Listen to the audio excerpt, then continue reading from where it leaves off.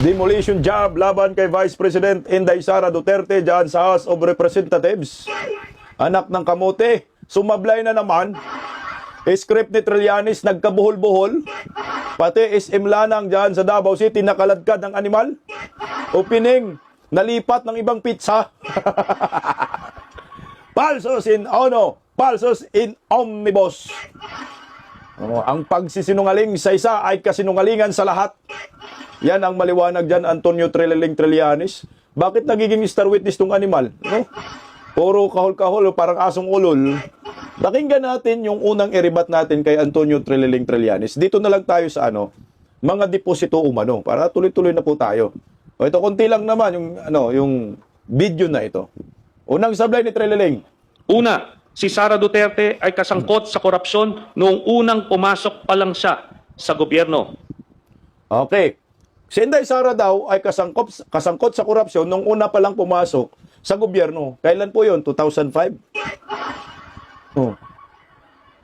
Sa taong iyon, may kaso ba si Vice President Inday Sara na korupsyon? May conviction ba si Inday Sara na korupsyon? Ang sagot, wala. So yung una mo, anak ng kamote, sablay ka na. Marites, paninirang puri. Gawa-gawang isyo. Kasi madali magsabi sangkot sa korupsyon pero ang tanong, may kaso ba? Nakasuhan ba? May conviction pa? Ang sagot, zero, wala. O dyan pa lang, sablay na si Trillanes. Sige, pangalawa. Pangalawa, si Sara Duterte ay may mga tagong yaman na nakuha niya sa mga iligal na paraan. Tagong yaman, nakuha niya sa mga iligal na paraan. Tika, may mga kaso ba si Inday Sara na iligal? May mga business ba si Inday Sara na illegal? Anong business na yan? Nasampahan ba ng kaso? Kailan? Nakuha. Mantakin mo yung nakuha eh. Saan? Anong pizza kailan? Tangin namin Sige, pangatlo. Pangatlo, si Sara Duterte ay hindi nagdedeklara ng kanyang tunay na yaman sa kanyang salin. Tunay na yaman sa kanyang salin. Pati yaman ni Manscarpio nisilib ninyo. So may ill-gotten wealth, tika nga, moro-moro na naman. Walang ebidensya. Ang salin ay hindi po yan basihan ang tinatawag na tagong yaman. Hindi po yan mapapatunayan dyan sa salin. Kasi ang salin yan, putangin na, ikaw naman na magawa-gawa dyan eh. Kamusta naman ang salin mo, Trillanes? Kamusta naman ang salin ni Bongbong Marcos, Martin Romualdez, Lisa Marcos, at iba pang mga kongresista dyan sa Kongreso? Si Inday Sara nga, hindi man lang masabihan na may construction company, nangungontrata, kontraktor. Walang ganun. Again, ito haya-haka. Mamaya, sasagutin natin yung salin nila na pinangandakan na talagang makakabulag Nakakabulag yung mga numero. Okay, tuloy lang. Pang-apat. Pang-apat, sina Sara Duterte at ang mga malalapit na miyembro ng kanyang pamilya na sina Rodrigo Duterte, Pulong Duterte, Baste Duterte, Hanilet Abansenya at Kitty Duterte ay tumanggap ng daang-daang milyon na pera mula kay Sammy Uy na isang kilalang drug lord. Anak ng kagwang, no? Dito pa lang, sablay ka na. Si Sammy Uy ba? Sino ba si Sammy Uy? Anak ng kamote. Drug lord daw. Tumatanggap ng pera ang pamilyang Duterte. Lahat na kasama si Kitty Duterte. Diyos ko. Kung tumatanggap ng pera galing sa droga, ang pamilyang Duterte, anak ng kagwang si Tatay Digong, bakit pa ako tatakbo sa pagkapangulo? Anak ng kamote, bakit yung bahay ni Tatay Digong hanggang ngayon lumang-luma, walang pintura?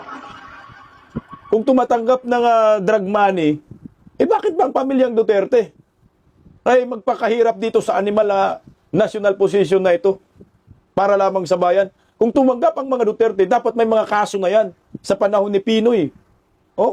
Sa panahon ni Gloria Macapagal Arroyo, kasi 2005 daw nag-uumpisa Yang ginano nila kay Inday Sara.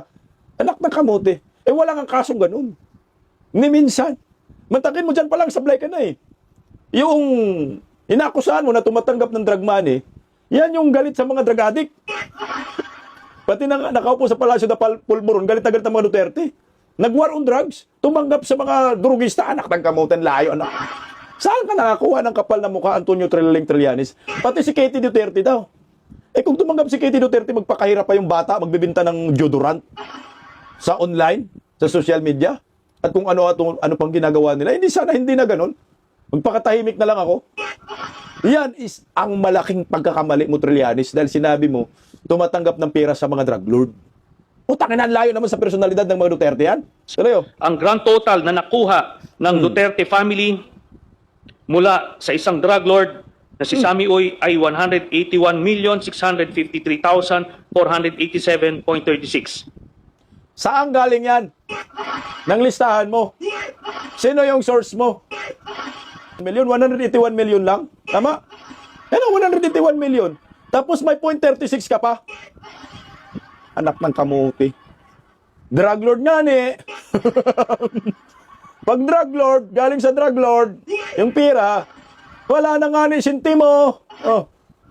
Dapat malita-malita din pira kasi drug lord, di ba? Drug money. Alam nga ni, maglagay ng 0.36 daan sa malita. Anak ng kamuti. Ito ay kasinungalingan. Ito ay kalukuhan. Nakakalungkot dahil pinasalita po ng Committee on Justice itong si Trillanes na alam naman natin imbintor tong buang. Tingnan mo. Sino makapaniwala? Mismong SM Lanang ay nakaladkad. Tingnan nyo ha. Ang sabi ni Antonio Trilling Trillanes, ayan o, kitang-kita dyan, payouts from Sammy Oy to Sara Duterte and family. Kailan po? Nakalagay doon may payout, BDO, Unibank, SM Lanang. Kailan po daw nag-deposit? April 24, 2012. Ilang milyon? 7 milyon kay Inday Sara. Ayan o. 7 milyon yung deposito o. Anak ng kamuti meron pang October 2011 yung deposito. Anak ng kamuti. O dalawang deposito sa SM Lanang BDO Unibank. Sa buwan ng October 2011 at April 2012.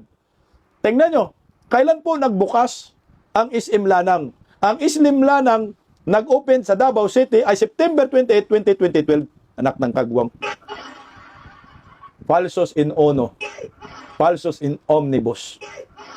Ang pagsisinungaling sa isa ay pagsisinungaling na sa lahat.